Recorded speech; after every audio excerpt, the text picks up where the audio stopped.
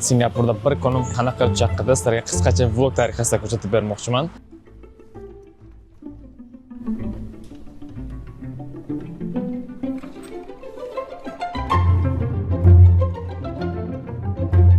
Mana bu akalar kung fu qilishyapti adashmasam. Juda qiziqaman o'zim, to'g'risi.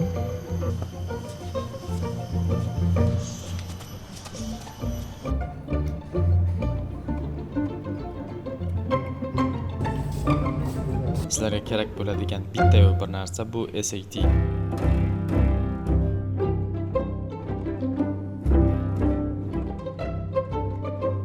Assalomu alaykum O'zbekiston, yaxshimisiz, charchamayapsizlarmi?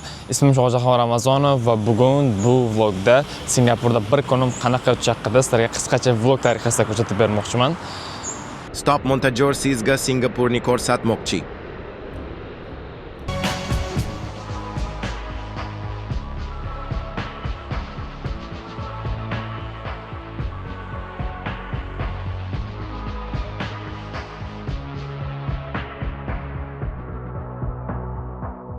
O'zi statistikaga olib qaraydigan bo'lsak, Singapurlik 70-75% odamlar ertalab vaqtli turishadi va yugurib yurishini ko'rishingiz mumkin ko'chada va eng kamida badan tarbiya qilib yurishadi. Va biz ham hozir biroz yuguramiz, tanani chiniqtirib, keyin yana suhbatni davom ettiramiz. Qani bo'lmasam ketdik. Qarang bu yulduzlar, ucha olgan odamlar, sonsiz tunu gunduzlar, bardosh bera olganlar, cheksiz tunu gunduzlar, o'ziga sodiq bo'lganlar. Qarang bu yulduzlar, insonlar. Qarang bu yulduzlar. Cheers. Hozir ko'rib turganingizdek, mana bu yerda juda bir chiroyli park bor. Bukit Panjang Neighborhood Park. Bizning uyimizning orqasida joylashgan. Yugurib mana shu yerga keldik va keyingi mashg'ulotlarimizni mana shu yerda o'tkazamiz. Oldinda yo'l faqat omad ko'rinmas, sharaf bu hobbi, ko'p ham urinma, juda ko'p pul kerak, noldan qurilmas, ishingga borib ke yo'ldan burilma, uxlab olish kerak ishdan keyin, tekstlarni bosaman g'ishdan keyin, necha yildirki tanish yangi yil, yolg'iz nishonliman ishdan keyin, necha marta o'zgardi kasbim, lekin o'zgarmadi. Bular har doim qanaqadir vaqtini unumli sarflashga harakat qilishadi.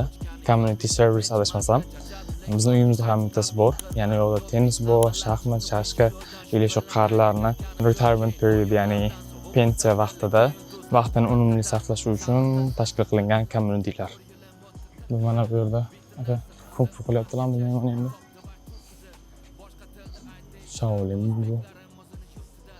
Endi bir kishini bir xil videoga olib turish biroz weird bo'ladi, shuning uchun. Endi biz biroz qizib olamiz. Razmga qilib olamiz. Keyin sekin uyga qaytsak ham bo'ladi. Torlarim qoqadi qanotdek, boshqalarni so'ramagan vaqtda zo'rg'a ishondim o'zimga o'zim.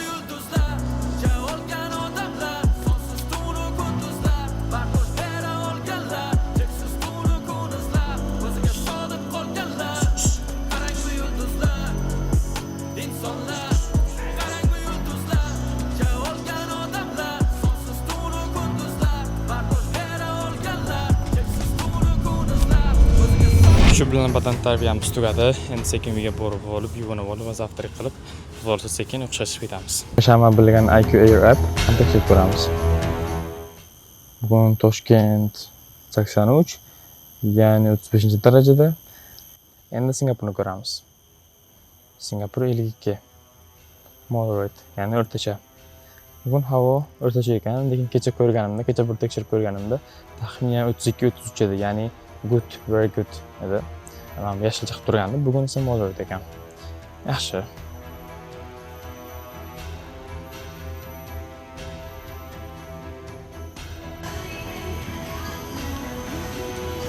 Mana bu akalar kung fu qilishyapti adashmasam.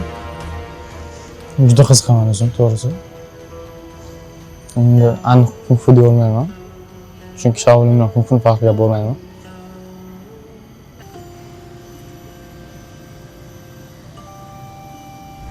Singapurda shunaqasi ham uchrab turadi. Biz esa yo'limizda davom etamiz. Qani ketdik.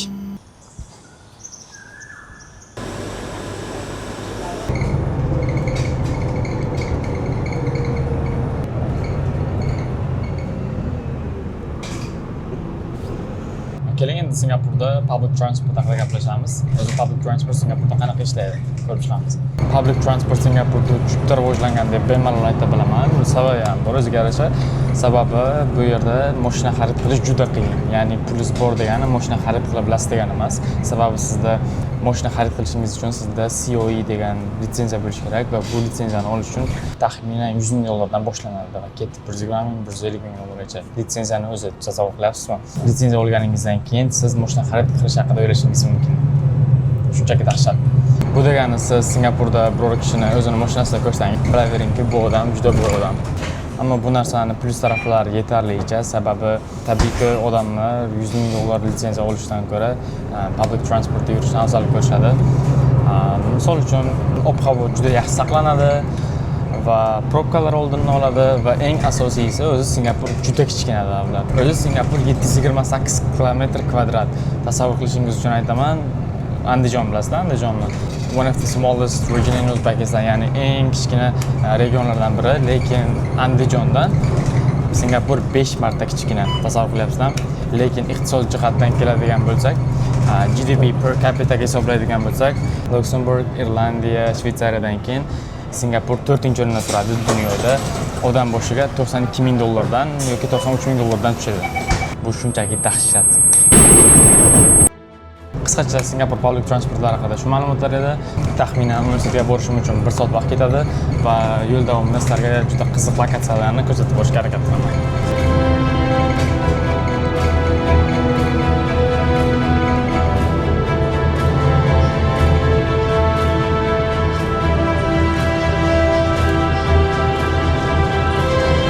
Shu joyda sovuq tug'ilishi mumkin. Shu ham 1 soat davomida nima qilib ketadi, universitetga borgancha deyishlaringiz mumkin. Bu vaqt davomida ko'pincha podkast eshitib ketaman yoki qanaqadir foydali video ko'rib ketaman YouTubedan. O'zimning darsimga aloqali yoki shaxsiy rivojlanishga oid ko'proq podkastlar eshitaman. O'zim sohamga ilmimni yanada rivojlantirib borishga harakat qilaman.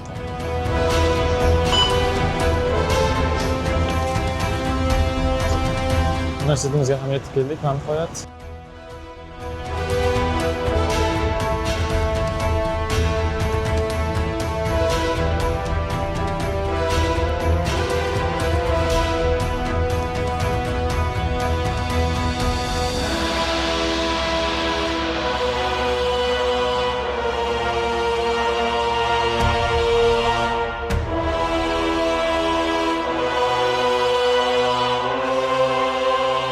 Mana do'stlar, ikkinchi darsimizdan ham chiqib oldik. O'zi odatda darsimiz 3 para bo'ladi.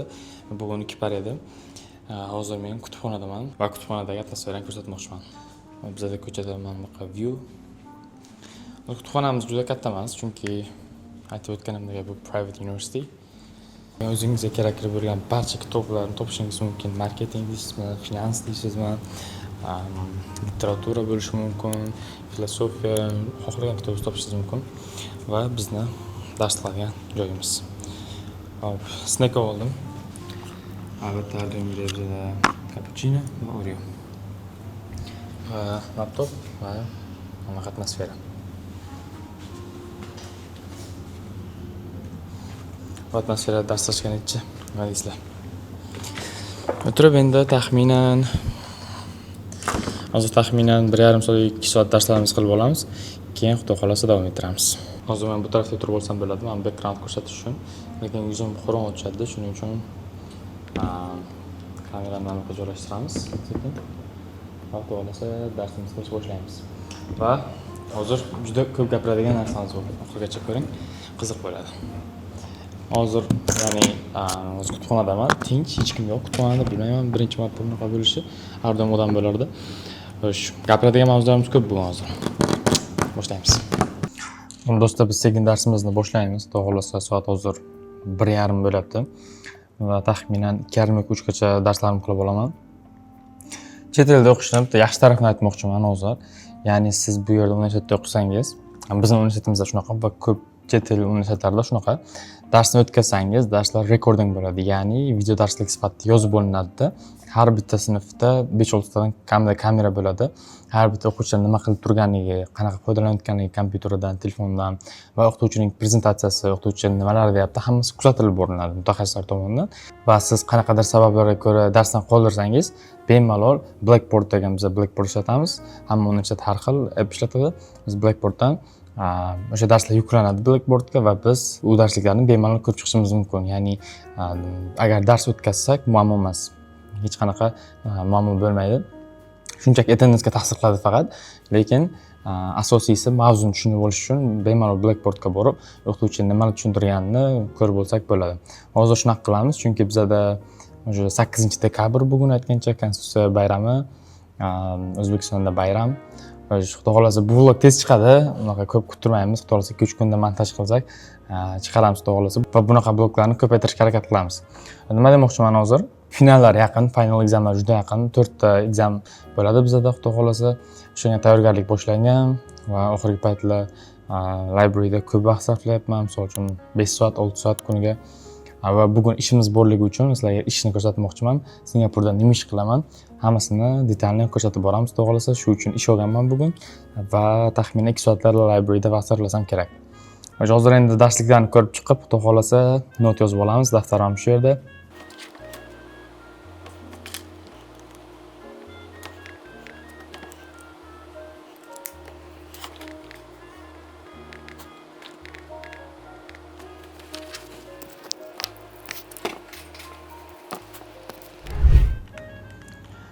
Do'stlar, sekin darsimizni ham tugatib oldik. Soat 2:30 bo'ldi. Endi xudo xolasa ishga olamiz va undan oldin sizlarga bir narsa aytib bermoqchiman.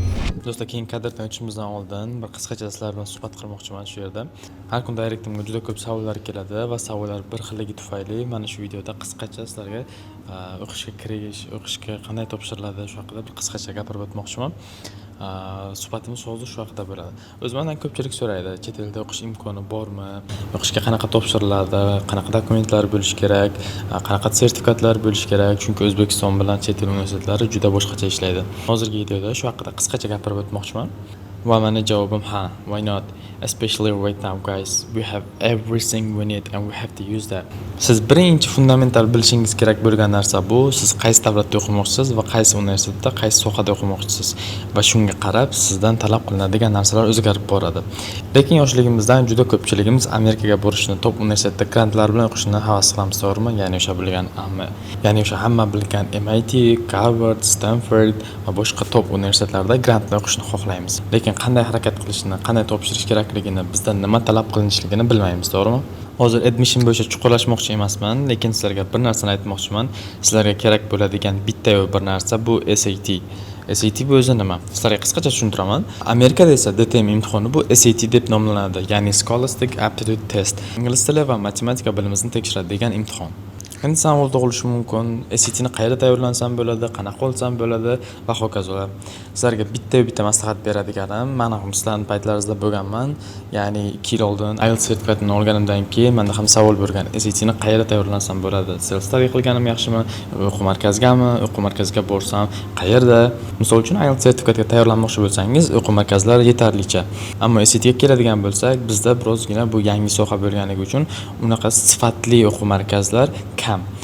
Va men sizlarga maslahat beradiganim SAT Tashkent. SAT Tashkent bu qayer? SAT Tashkent jamoasi 2025-yil tugamasidanoq 65 ta studentlar 1500 plus ballarni olishgan. Bu nima degani? SAT maksimum 1600 ballgacha bo'ladi. 1600 dan 1500 bu juda zo'r natija degani. Bu ball bilan siz bemalol xohlagan universitetingizga topshirsangiz bo'ladi. Ya'ni akademik tarafdan ancha stand out bo'lasiz. Va ikkinchi sababi, bu o'quv markazining studentlarining average score, ya'ni o'rtancha balli 1450. Bu ham juda ajoyib ball degani. Uchinchi sababga keladigan bo'lsak, SAT Toshkentda 1100 ta a'zolikka ega student union bor. Ya'ni u yerda siz bemalol extracurricularingizni rivojlantirishingiz mumkin. Ya'ni universitet universitetga topshirish deganda faqat IELTS SAT emasda. Universitetlar sizdan extracurricular, ya'ni maktabdan tashqari qilgan ishlaringizga ham qiziqishadi va siz bunaqa communitylarda bo'lgandan keyin turli xil bolalar bilan turli xil proyektlarda qatnashishingiz mumkin va o'zingizni loyihalaringiz qilishingiz mumkin. Va 4-sababga keladigan bo'lsak, SAT Tashkent nafaqat SAT Preparation Center, but also college prep community. Bu degani SAT Tashkent faqatgina bolalar SAT ga emas, balki universitetga ham tayyorlashadi. O'zlarining kurslari bor.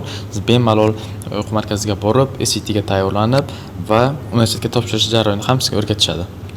Va bu sizlarga shaxsiy tavsiyam edi. Men ham SAT Tashkentda 1,5 yil yoki 2 yil oldincha o'qiganman va bemalol sizlarga borishni va o'qishni tavsiya qila olaman.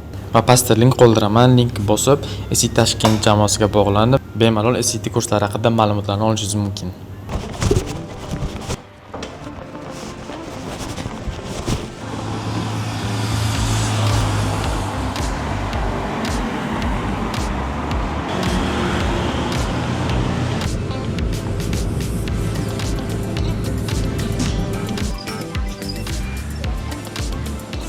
Biz Persatga hozir 120 bilan keldik.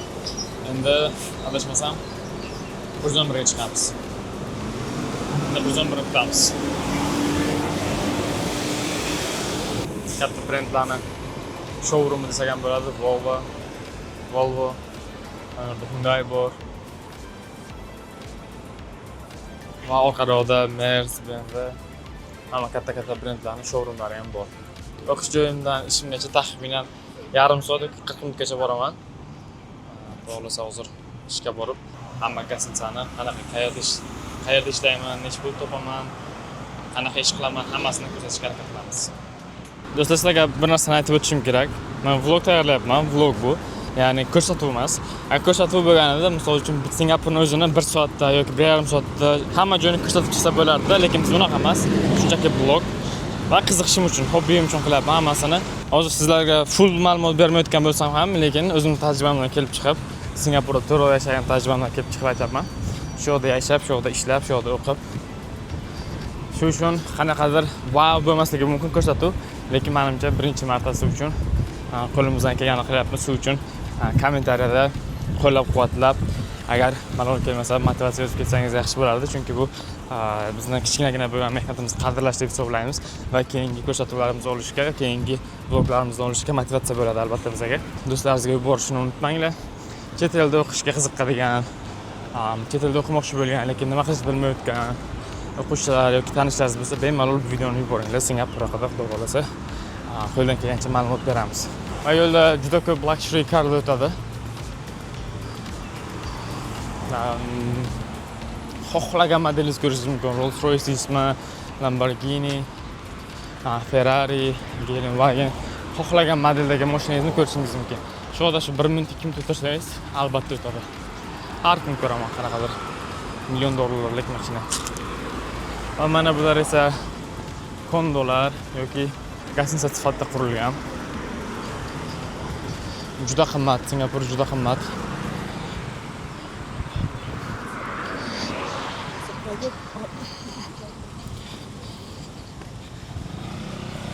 Va savol tug'ilishi mumkin, Shohjahon o'zingiz qayerda ishlaysiz deb. Do'stlar, men Shangri-La gastinsasida ishlayman. Shangri-La ko'pchiligimiz biladigan Hilton yoki Wyndham gastinsalariga o'xshagan shunaqa brend, ammo O'zbekistonga kirmagan, sabab bilmadim nimaga. Biroz ma'lumot beraman. Adashmasam 1972-yil ochilgan gastinsa, birinchi bo'lib Singapurda ochilgan va hozirgi kunda 2025-yilga kelib, 2025-yil oxiriga kelib 100 tadan ortiq gastinsalari bor dunyo bo'yicha 100 tadan. Xitoyda, Londonda, Amerikada aniq bormi yo'qmi bilmayman, lekin do'stlarim storiesda ko'rdim, что bor. Juda ko'p davlatlarda ko'rdim o'zim. Va mana hozir tashqi ko'rinishi. Hozir ko'rsataman. Mana. Biz mana shu binolarga xizmat qilamiz. Shunchaki dahshat.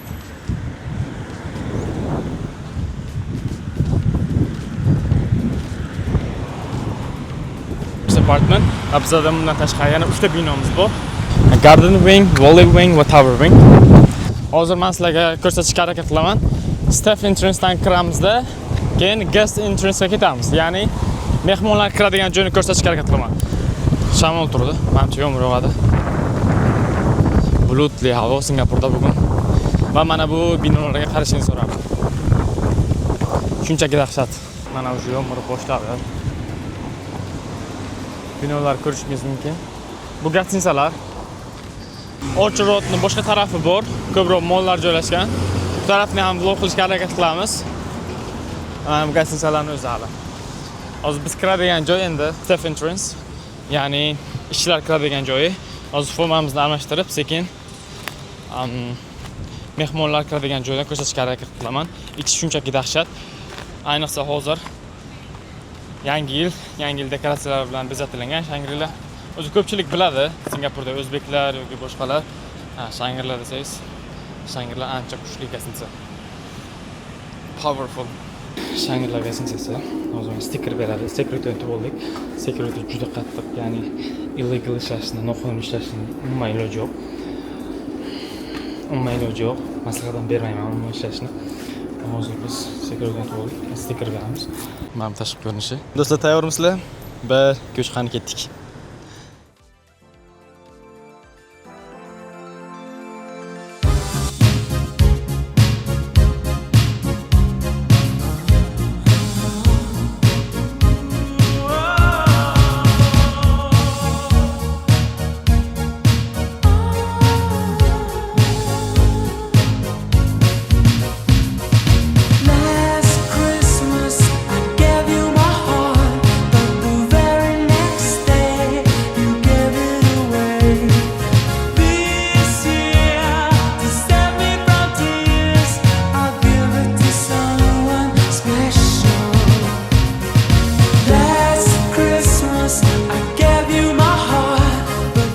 Shangri-La'dan biz o'rganishimiz kerak bo'lgan narsa mana bu. Akani ko'rishingiz mumkin. Qanaqadir strange kiyimda turibdi, ya'ni g'ayritabiiy kiyimda turibdi. Bu nima desangiz, men so'rab ko'rganman-da. Nimaga bunaqa deganda, ya'ni mehmon gasinsaga kirganda birinchi va oxirgi momenti esda qoladi. Ya'ni kimgadir aytib berish mumkin, men Shangri-La'ga kirganimda endi masxara bo'lsam deb bo'lmaydi. Boshqacha formada kutib olingan va xayrlashayotganda ham boshqacha taassurot bilan xayrlashganmiz. Biz taksi keladi-da, sumkalarni yuklab bergandan keyin qanaqadir o'zini, misol uchun bay shunaqa deyishlari mumkin. Bu albatta taassurot qoldiradi. Davom etamiz. Do'stlar, sizlarga Shangri-La'ni asosiy guest entrance'dan kirish joyini ko'rsatishga harakat qildim. Agar yoqqan bo'lsa, like bosasizlar.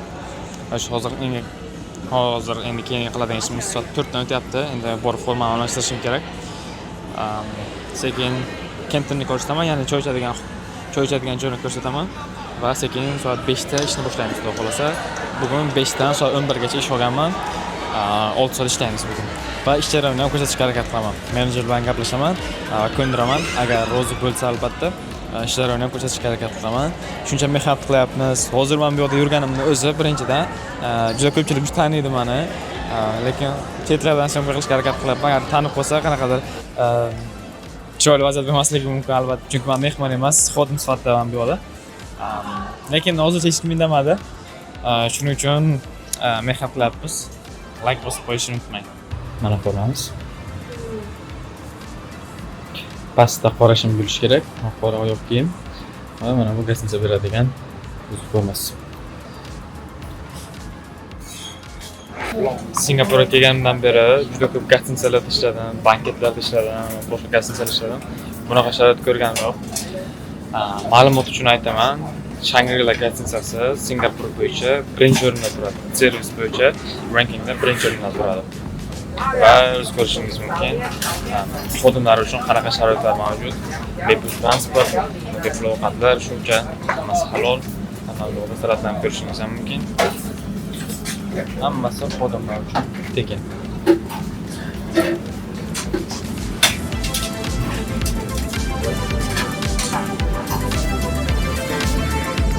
Afsuski, hammasi biz o'ylagandek bo'lmadi. Ya'ni Shangri-La gazinsasining ichida professional kamera bilan mumkin emas deyishdi. Shuning uchun sekingda telefon ko'rsatishga qaror qildim.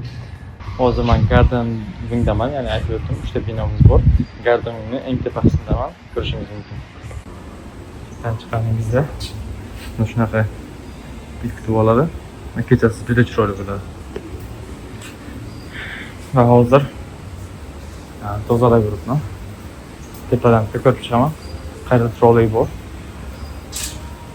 Keyin troleylarni boshqaga olib tushamiz. Mana.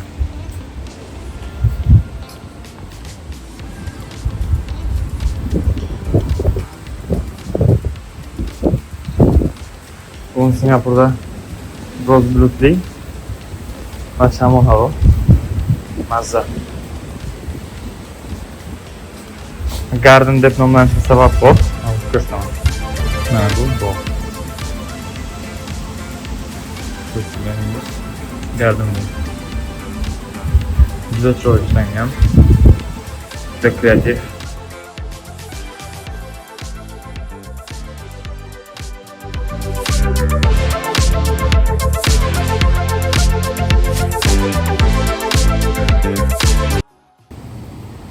Ko'rganingizdek. Mana bu tennisli kort, ikkita. Ochiq kortdagi kresllar.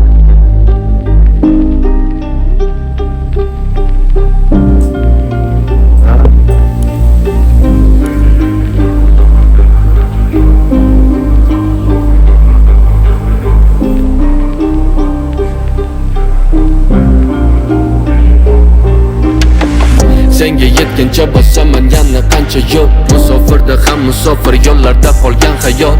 Ona vatan bo'lmadi menga bu o'gay ayol. Qaytaman darhol, teshik dog'oram to'lganda yo'q. Senga yetguncha bosaman yana qancha yo'l. Musofirda ham musofir yo'llarda qolgan hayot. Ona vatan bo'lmadi menga bu o'gay ayol. Qaytaman darhol, teshik dog'oram to'lganda yo'q. A nuqtadan B nuqtaga keyin yana yangi. Bugungi kunim bu yo'l orzuda ertangi. Hovlini yaxshilab ko'tarsam bo'lmasa changi. Ha aytgancha betda poy afzal bo'lmasa kankir. Onam bilan otamdan so'ragim kelmas yoshini. Yonlarida yo'qman, shunga olib beray mashina. Yana bir oy qoldi, yana bir oy keyin yana. Bugun bolalar bozorda maktabga keyingani. Yana biroz qoldi, yana bir oy balki yil. Bolalar o'qishga kirib olsin, qaytaman sal keyin. Bugun yo'lda pitakda kutaman yangi yil. Pul yuborib qo'ydim, inding olasan keyin. Qaytaman bolalarni to'ylariga sharoit qilsam, boshlab turishadi yuboraman har oy yetkizib. Dunyoni ishlari juda ham bir g'aroyib qiziq. Bir oy degancha katta bo'ldi ko'zi qaro intizor. Senga yetguncha bosaman yana qancha yo'l. Musofirda ham musofir yo'llarda qolgan hayot. Ona vatan bo'lmadi menga bu o'gay ayol. Qaytaman darhol, teshik dog'oram to'lganda yo'q. Senga yetguncha bosaman yana qancha yo'l. Do'stlarga assalomu alaykum. Bugun ikkinchi kun. Nima bo'lib deyishingiz mumkin, to'xtang tushuntiraman. Hop, kecha ishdan chiqib kunni yakunlab qo'ygandim, ya'ni conclusion part qilib qo'ygandim, lekin ammo mikrofonim ishlamagan ekan. Keyin hozir darsdan chiqib ikkinchi kun xudo xolasa mana bunaqa viewda sizlarga conclusion part, ya'ni oxirgi xulosalarimni bo'lishim keldi. Hop, nima demoqchiman?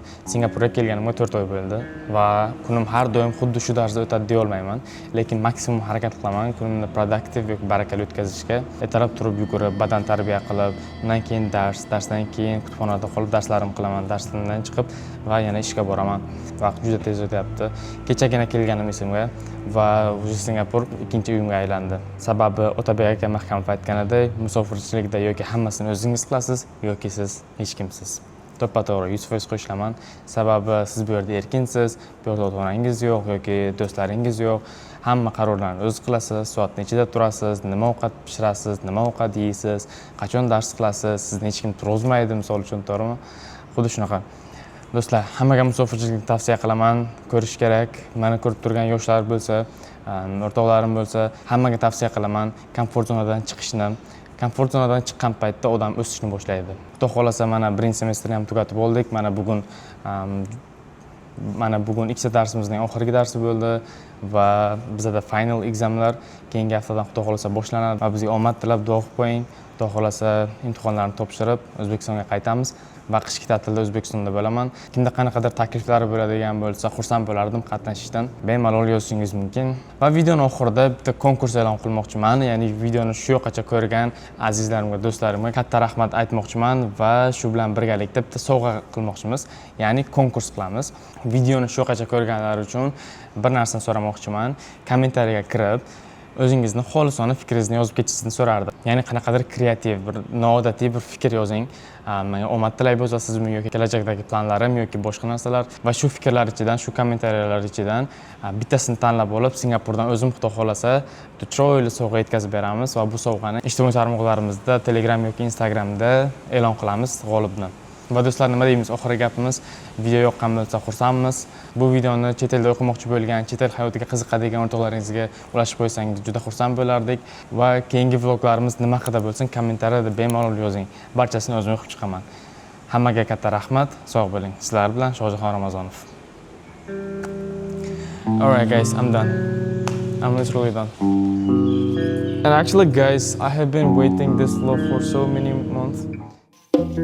O'zgartirdim o'zimni, atrofim yoqmaganda, foyda yo'q boshqalarni ayblab o'zimni oqlaganda. Yillar o'tib borgandim, ko'p bilishga, intilishga, nimanidir xohlaganda. Qaniydi menga ham kimdir shu gaplarni aytganda. Endi boshlaganda, 16 yosh bo'lganimda ko'zim to'la yosh bo'lganda. Ishon hali oqlanadi barcha bu yo'qotilgan yillar soni. Seni qoningda jadidlar qoni. O'zing ham ishonmasang orzularing ushalmaydi. O'zingga o'zing ishonmasang hech kim ishonmaydi. Xohlasang ucha olasan, seni hech kim usholmaydi. O'zing ko'taril yulduzlar oldinga tusholmaydi. Bilaman ahvol og'ir, ham men ham o'tganman ko'changdan. Men ham jonimga tekkan, dimiqib yutganman ko'changdan. Nima